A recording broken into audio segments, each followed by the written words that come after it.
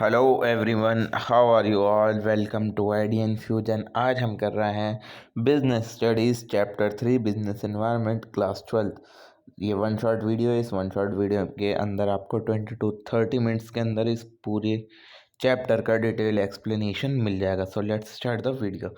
सबसे पहले देखते हैं कि बिजनेस एनवायरनमेंट होता क्या है। डेफिनेशन देख लेते हैं। The business environment refers to the combination of internal and external factor. Business environment के अंदर दो चीज़ें इंक्लूड होती हैं, इंटरनल फैक्टर और एक्सटर्नल फैक्टर, जिन बिजनेस को इन्फ्लुएंस करते हैं, यानी कि अंदरूनी चीज़ और बाहरी चीज़ है।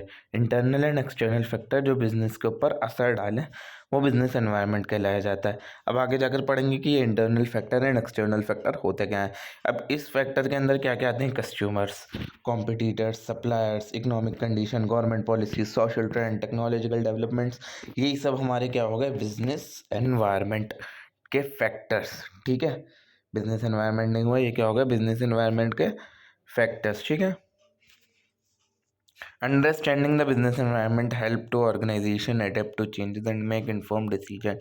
बिजनेस एनवायरनमेंट हमें किस चीज़ में हेल्प करता है? हमारे बिजनेस को, कि मतलब जो चेंजेस आ रहे हैं आज के टाइम में, तो उनको हिसाब से अपने आप को वो अडेप्ट करें और सही डिसीजन ले पाए। इसमें ही हमारा बिजनेस एनवायरनमेंट हमें हेल्प करता है।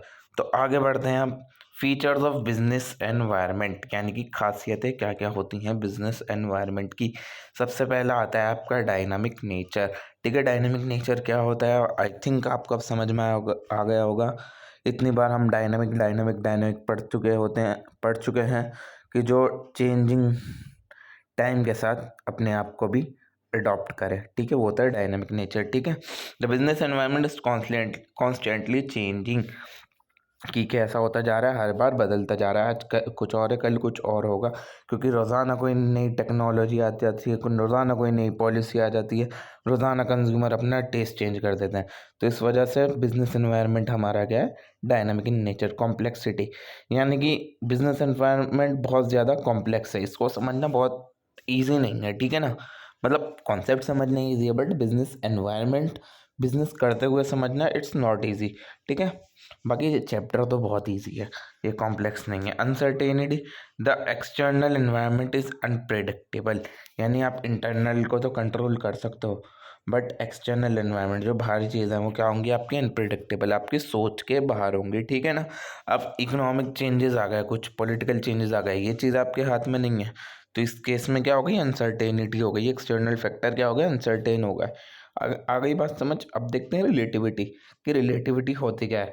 ठीक है, ये अब बिजनेस एनवायरनमेंट हर जगह का अलग हो सकता है, रीजन टू रीजन अलग हो सकता है, कंट्री टू कंट्री अलग हो सकता है, इंडस्ट्री टू इंडस्ट्री भी अलग हो सकता है। दिल्ली की कुछ और पॉलिसी है, कश्मीर की कुछ और पॉलिसी है। ठीक है ना, इंडिया की कुछ और पॉलिसी है, अमेरिका की कुछ और पॉलिसी है, या फिर एक कंपनी टाटा की कुछ और अलग पॉलिसी है, और वहीं पर दूसरी कोई सी भी कंपनी ले लें, मान लीजिए मारुति सुजुकी है, उसकी कोई अपनी खुद की पॉलिसी है। तो रिलेटिविटी। ठीक है, आई होप ये समझ में आ गया होगा। अब इंटर रिलेटेड कंपोनेंट, यानी कि अगर इसके अंदर कोई भी एक चीज़ में फैक्टर में चेंज होता है तो वो उसका दूसरे फैक्टर पर असर ज़रूर पड़ता है। तो ये क्या होगा? Inter related. मान लीजिए टेक्नोलॉजी बढ़ी तो प्रोडक्शन और मार्केटिंग भी बढ़ना चाहिए। ठीक है, उसका उस पर असर होगा। अगर आप with the change in technology आप अपने आप को चेंज नहीं करते तो आप पर असर होगा ही होगा। अगर आप अपने आप को उस हिसाब से अडेप्ट नहीं कर पाते तो। ठीक है, तो ये हो गए 5 feature: dynamic, complexity, uncertainty, relativity and inter related component. I hope ये आपको समझ में आ गया होगा। अब आगे बढ़ते हैं इम्पोर्टेंस की तरफ। तो देखते हैं इम्पोर्टेंस क्या क्या है। सबसे पहले आइडेंटिफिकेशन ऑफ अपॉर्चुनिटीज़, यानी कि आपको इसके अंदर क्या दिखती हैं? अपॉर्चुनिटीज़ दिख जाती हैं। अगर आपको बिजनेस एनवायरनमेंट पढ़ने की नॉलेज हो गई तो आपको दिखेंगी क्या? अपॉर्चुनिटीज़। आपको दिखेंगे ट्रेंड क्या चल रहा है। अगर आपने उस ट्रेंड को कैच कर लिया तो आप भी कहाँ जाएंगे? सीधा ऊपर। ऊपर का मतलब ग्रोह की तरफ, ऊपर वाला ऊपर नहीं। ठीक है, तो ये आपको क्या मिलती हैं? इसके अंदर अपॉर्चुनिटीज़ देखने को मिलती हैं। अगर अपॉर्चुनिटीज़ मिल रही हैं, बड़ी मतलब दिख रहा है आपको, अरे वाह अपॉर्चुनिटी है बढ़ने की, तो साथ साथ हमेशा अपॉर्चुनिटी थोड़ी मिलेगी, वार्निंग सिग्नल भी मिलेंगे। अब ज़रूरी थोड़ी है कि हर बार यही दिखे कि वाह वाह ये बिज़नेस बढ़ेगा, आपको ये भी दिखेगा कि ये बिज़नेस डूब सकता है। जिस हिसाब से पॉलिसी आई है तो हमारा ये बिज़नेस डूब जाएगा, जिस हिसाब का एनवायरनमेंट चल रहा है ये हमारा बिज़नेस डूब जाएगा। अपॉर्चुनिटीज़ में आपको पता लगता है कि ये जो पॉलिसी आई है, इस पॉलिसी के आने से हमें नई अपॉर्चुनिटी मिलेंगी, और कोई पॉलिसी ऐसी होती है जो आपकी खिलाफ हो, ठीक है ना, तो आपको अर्ली वार्निंग सिग्नल्स भी मिल जाते हैं। ये बहुत इंपॉर्टेंट पॉइंट है, याद रखिएगा। इम्प्रूवमेंट इन परफॉर्मेंस, अगर आपको मतलब पता है बिजनेस एनवायरनमेंट के बारे में तो आप अपॉर्चुनिटी ग्रैब कर लेंगे, ठीक है। अपॉर्चुनिटी जितनी है वहाँ पर उसको पकड़ लेंगे और अपनी परफॉर्मेंस क्या करेंगे, अच्छी करेंगे, ठीक है। और basis for planning and policy formulation, आप जितने भी अपनी कंपनी में प्लानिंग करेंगे या फिर पॉलिसी बनाएंगे वो आप अपना बिजनेस एनवायरनमेंट देख कर ही बनाएंगे कि क्या फ़िलहाल बिजनेस एनवायरनमेंट चल रहा है, उस हिसाब से आप अपनी पॉलिसी सेट करें। जो गवर्नमेंट पॉलिसीज़ हैं, सोशल पॉलिसीज़, जो भी जितनी भी पॉलिसीज़ आपको आपको अपनी सेट करनी है वो बिजनेस एनवायरनमेंट को देख मद्देनज़र रखते हुए करनी ही पड़ेगी आपको। अब कॉपिंग विद रैपिड चेंजेस, ठीक है, ये वही डायनामिक वाला एग्जांपल होगा कि टाइम टू टाइम चेंज होता है, ठीक है। तो आई होप ये आपको बताने की ज़रूरत नहीं है, आप खुद ही इतने समझदार हो। तो 5 आ गए: identification of opportunity, early warning signal, improvement in performance, basis for planning and policy formation. 5th आ गया कॉपिंग विद रैपिड चेंजेस। ओ अभी 2 और है, ये मैंने देखे नहीं, तब देखते हैं। Help in understanding customer needs, आपके बिजनेस एनवायरनमेंट से आपको पता लगता है कि आपके कस्टमर की प्रेफरेंस क्या है, उसको क्या चाहिए, आप उसी हिसाब से अपने प्रोडक्ट या सर्विसेज बनाते हैं, ठीक है ना।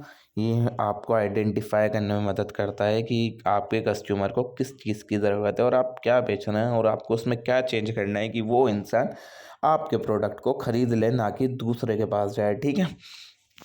अब facilitates innovation, a dynamic environment foster innovation to meet challenges. अगर time to time technology change हो रही है तो टाइम टू टाइम आपको भी चेंज होना पड़ेगा। अगर आपको चेंज होना है तो आपको क्या करनी पड़ेगी, इनोवेशन। यदि आप कुछ नया नहीं करते उस फील्ड के अंदर तो सब आपसे आगे निकल जाएंगे और आप वहीं के वहीं रह जाएंगे। तो इसके अंदर इनोवेशन भी आती है। अगर आपको डायनामिक एनवायरनमेंट की नॉलेज है, बिजनेस एनवायरनमेंट की नॉलेज है, तो इनोवेशन खुद ब खुद आपकी क्रिएट हो जाएगी। अब आगे चलते हैं, डायमेंशंस ऑफ बिजनेस एनवायरनमेंट। इस पे लिख लीजिए most most most most most important, ठीक है। मेन इस चैप्टर में से यहीं से सवाल बनते हैं। टाइप्स ऑफ बिजनेस एनवायरनमेंट बोल लीजिए या फिर डायमेंशन ऑफ बिजनेस एनवायरनमेंट, ठीक है।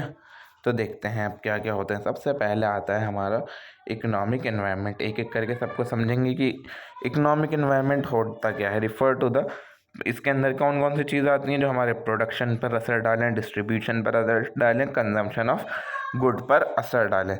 मान लीजिए कोई भी इकोनॉमिक पॉलिसी आती है, fiscal policy, monetary policy, trade policy, ये किसका पार्ट होगा, आपका इकोनॉमिक एनवायरनमेंट का।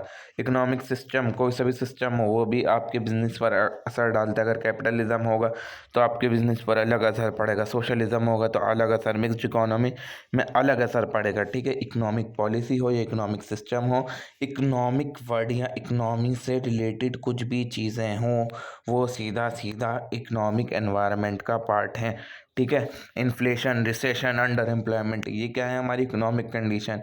इनकम लेवल, स्पेंडिंग हैबिट, आप जो भी अपने इको में अब तक पढ़ कर आ चुके हैं और अब तक पढ़ रहे हैं वो सब आपका किसका पार्ट है, इकोनॉमिक एनवायरनमेंट का। आई होप ये आपको समझ में आ गया होगा। अब चलते हैं अगले की तरफ। अगला है आपका सोशल एनवायरनमेंट। सोशल एनवायरनमेंट के अंदर आपका आता है आपकी कल्चरल वैल्यूज़, ट्रेडिशंस क्या हैं और एटीट्यूड क्या है लोगों का, जो बिज़नेस के ऊपर आपका असर डाले, ठीक है ना। यानी कि आपका जो प्रोडक्ट खरीद रहे हैं लोग, उनकी एज क्या है, उनका जेंडर क्या है, उनका इनकम क्या है। अब उनकी इनकम ही 20,000 है बट आप उनके लिए प्रोडक्ट बना रहे हैं करोड़ के, should they buy it, no they will not buy it. तो ये ऐसी चीज़ें क्या आती हैं, हमारी सोशल इन्वायरमेंट का पार्ट होती हैं। एजुकेशन लेवल क्या है उनका, लिटरेसी रेट क्या है, कितने पढ़े लिखे हैं, और सोशल ट्रेंड क्या चल रहा है, और इम्पोर्टेंस ऑफ CSR यानी कॉर्पोरेट सोशल रिस्पॉन्सिबिलिटी। ये आपके आने वाले चैप्टर में आएगा कि कॉर्पोरेट सोशल रिस्पॉन्सिबिलिटी क्या होती है। अगर आपको पता है कि कॉर्पोरेट सोशल रिस्पॉन्सिबिलिटी क्या होती है तो कमेंट करके ज़रूर बताएं, ठीक है। आई होप ये सोशल एनवायरनमेंट आपका जो भी सोसाइटी से रिलेटेड, बेसिकली कह सकते हैं कि सोसाइटी से रिलेटेड जो भी चीज़ें हैं वो आपका सोशल एनवायरनमेंट का पार्ट होगी, और इकनॉमी से रिलेटेड जो भी चीज़ें हैं वो इकनॉमिक एनवायरनमेंट का पार्ट होगी। That so easy. I think आपकी ये बात समझ में आ रही है। टेक्नोलॉजिकल एनवायरनमेंट ईजी, बहुत ज़्यादा ईजी। टेक्नोलॉजी से रिलेटेड सारी चीज़ें जो भी बिजनेस को अफेक्ट करें। एआई आ गया को तो लोग कहना है जॉब चली जाएंगी, ठीक है। तो ये किसका पार्ट है? टेक्नोलॉजिकल एनवायरनमेंट का। Research and development, e commerce, digital marketing, जितने भी टेक्नोलॉजी से रिलेटेड जो भी चीज़ें हैं वो टेक्नोलॉजिकल एनवायरनमेंट का पार्ट होंगी। I hope you understand. इसके अंदर ज़्यादा कुछ समझाने की ज़रूरत नहीं है। पॉलिटिकल एनवायरनमेंट, अब आ गई सरकार की बारी। सरकार से रिलेटेड, गवर्नमेंट से रिलेटेड, पॉलिटिक्स से रिलेटेड जितनी भी चीज़ें हैं सब हैं पॉलिटिकल एनवायरनमेंट का आपका पार्ट।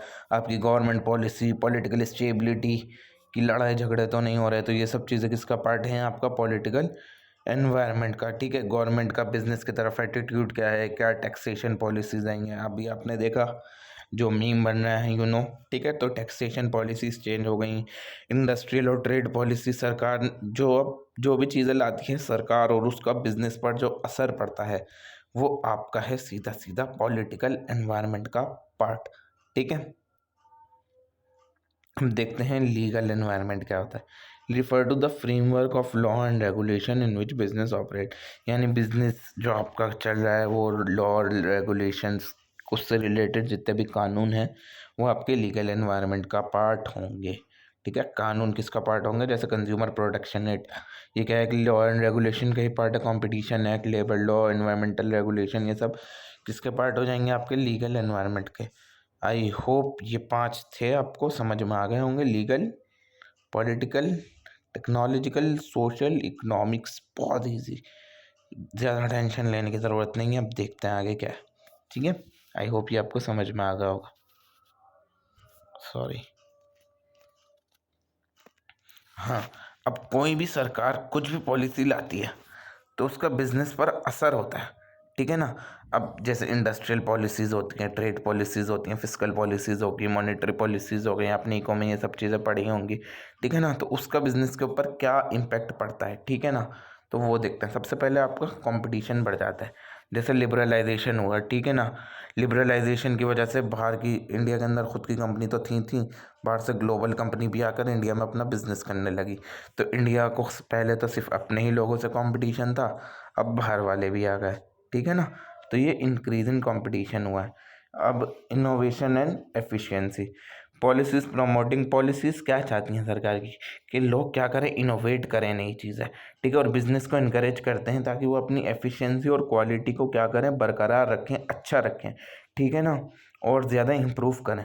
तो गवर्नमेंट पॉलिसीज एक तो कंपटीशन बढ़ा देती है, दूसरा इनोवेशन और एफिशिएंसी भी बढ़ाती है। अगर कंपटीशन नहीं होगा तो आप जो बेच रहे हैं वही बेचते रह जाएंगे, आप कुछ इनोवेशन नहीं करेंगे। एडेप्टेशन टू टेक्नोलॉजी, वही डायनामिक एनवायरनमेंट, टेक्नोलॉजी चेंज होती जा रही है, उसके हिसाब से गवर्नमेंट चाहती है कि आप लोग भी चेंज हों, आप वहीं के वहीं नहीं रह जाएं, ठीक है। तो adaptive to technology, changing business process, कभी कभी कुछ कुछ पॉलिसीज ऐसी होती हैं जो बिजनेस के चलने के तरीके को ही पूरा बदल देती हैं, ठीक है ना। जैसे कि ये डिजिटल हो गई हैं आज के टाइम में बहुत सारी चीज़ें। तो पहले तो लोग ऑफलाइन ही बेचते थे, अब मोस्टली चीज़ें ऑनलाइन बिकने लगनी हैं। तो ये गवर्नमेंट पॉलिसीज़ का भी इसके अंदर बहुत बड़ा रोल है। तो ये बिजनेस प्रोसेस जो चेंज होता है, मोस्टली गवर्नमेंट पॉलिसीज़ का भी इसमें कहीं ना कहीं हाथ होता है। फोकस ऑन कंज्यूमर वेलफेयर, सरकार किसका भला चाहती है? सेलर का, कि सेलर खूब कमाए। हाँ चाहती है, मगर सबसे ज़्यादा किसका चाहती है? वो कंज्यूमर का, ठीक है ना। जो कंज्यूमर है उनके साथ धोखाधड़ी ना हो, जो लोग सामान खरीद रहे हैं, सर्विस अवेल कर रहे हैं, उनके साथ धोखाधड़ी ना हो, या फिर कुछ भी उनके साथ गलत ना हो, तो सरकार उनके वेलफेयर पर ज़्यादा ध्यान देती है, ठीक है। तो क्या क्या गवर्नमेंट के इम्पैक्ट होते हैं? कंपटीशन बढ़ जाता है आपका, आप इनोवेशन आती है, एफिशिएंसी आती है, सरकार चाहती है आप टेक्नोलॉजी के हिसाब से अपने आप को चेंज करो, बिजनेस प्रोसेस चेंज हो जाता है और कंज्यूमर पर ज़्यादा फोकस करते हैं। अब इकोनॉमिक रिफॉर्म देखते हैं 1991 के बाद क्या है। India introduce significant economic reform in 1991। 1991 के इकोनॉमिक रिफॉर्म आई थी एलपीजी पॉलिसी। एलपीजी क्या, गैस नहीं, एलपीजी का मतलब होता है L for liberalisation, P for privatisation, G for globalisation. तो अब ये देखते हैं कि ये क्या पॉलिसी थी और क्या इनके काम थे, ठीक है ना। तो ये पॉलिसी लाई क्यों गई थी, इकोनॉमिक रिफॉर्म लाई क्यों गए थे, ताकि हमारा देश क्या हो, ग्रो हो। उस टाइम पर इकोनॉमिक क्राइसिस चल रही थी, तो इकोनॉमिक क्राइसिस ख़त्म हो जाए और हमारा देश बढ़ता जाए बढ़ता जाए बढ़ता जाए, इसके लिए क्या आया था, इकोनॉमिक रिफॉर्म आया था 1991 के अंदर। तो समझते हैं कि एलपीजी क्या था, एल फॉर लिबरलाइजेशन, ठीक है। तो लिबरलाइजेशन क्या था, रिमूवल ऑफ अननेसेसरी रेस्ट्रिक्शन। सरकार ने बिजनेस करने पर पहले बेवजह की रुकावटें लगा रखी थी और अपना खुद का कंट्रोल जमाते थे, हक जमाते थे, ठीक है, गवर्नमेंट कोई से भी ट्रेड पर, बिजनेस पर, ठीक है। तो वो हटाना, वो हटी किसके अंदर, लिबरलाइजेशन, यानी लिबरल हो गया हमारा बिजनेस, एक तरीके से आज़ाद हो गया। लिबरल का मतलब आज़ाद, यानी जो रुकावटें थी, जो कंट्रोल्स थे उसके किसी के ऊपर, वो हट गए। तो लिबरलाइजेशन वही हुआ। की feature, reduction in licensing requirement. पहले हर चीज़ बेवजह का लाइसेंस चाहिए होता था, तो अब क्या कर दिया सरकार ने, हाथ हटा लिया अपने कि नहीं भाई, आपको कुछ लिमिटेड स्पेसिफिक चीज़ हैं आपके पास, उनका लाइसेंस हो, इनफ है, हर चीज़ का लाइसेंस हमें नहीं चाहिए। रिमूवल ऑफ ट्रेड बैरियर्स, जितनी भी रुकावटें थी उनको हटाया गया। डीरेगुलेशन ऑफ इंडस्ट्रियल पॉलिसी, और जो बेकार की पॉलिसी थी वो भी ख़त्म की गई। और प्राइवेट सेक्टर को मोटिवेट किया गया कि आओ आओ और अपनी कंपनी लगाओ हिंदुस्तान के अंदर, ठीक है ना। तो ये था आपका लिबरलाइजेशन। अब प्राइवेटाइजेशन क्या होता है, transfer of ownership of control, सीधा सीधा मतलब है पब्लिक सेक्टर यानी गवर्नमेंट से कुछ भी चीज़ को प्राइवेट कर देना, वो प्राइवेटाइजेशन होता है, ठीक है। ज़्यादा दिमाग लगाने की ज़रूरत नहीं है, पब्लिक सेक्टर यानी गवर्नमेंट से कुछ भी चीज़ प्राइवेटाइज कर देना, प्राइवेटाइजेशन कहलाया जाता है। तो इसके अंदर क्या क्या हुआ था, disinvestment in public sector undertaking, यानी पब्लिक सेक्टर अंडरटेकिंग वो होती हैं जो सरकार के अंदर जगहें होती हैं, काम होते हैं, उसके अंदर डिसइन्वेस्टमेंट हुआ, यानी कि सरकार ने, इन्वेस्टमेंट का मतलब पैसे लगाना, डिसइन्वेस्टमेंट का मतलब पैसे निकाल लेना। तो सरकार के जहाँ जहाँ भी ऐसे पैसे लगे हुए थे सरकार ने वो निकाल लिए, ताकि प्राइवेट कंपनीज आकर वहाँ पर अपना पैसा लगा सकें, ठीक है। तो ये भी प्राइवेटाइजेशन का पार्ट है। Reduction of government stake in PSUs, यानी वही पब्लिक सेक्टर अंडरटेकिंग के अंदर उन्होंने अपना स्टेक क्या कर दिया, कम कर दिया। Encouragement of private and foreign investment, और प्राइवेट और फॉरेन इन्वेस्टर से कहा कि हम क्या कर रहे हैं, डिस इन्वेस्टमेंट कर रहे हैं, आप आओ और अपना पैसा लगाओ और हमारे देश को ग्रो करो, हम अपना पैसा नहीं लगाएंगे, अब से आप पैसा लगाओ। तो LP समझ में आ गया, लिबरलाइजेशन, प्राइवेटाइजेशन। अब आता है ग्लोबलाइजेशन। ग्लोबलाइजेशन क्या होता है, integration of Indian economy with global economy, India की इकोनॉमी को ग्लोबल इकोनॉमी से मिला देना ग्लोबलाइजेशन कहलाया जाता है। इसके अंदर हमने क्या काम करे, सबसे पहले FDI को बहुत ज़्यादा इनकरेज करा कि फ़ॉरेन लोग आएँ और फ़ॉरेन के लोग आएँ बाहर से, यहाँ पर आकर इन्वेस्टमेंट करें, ठीक है।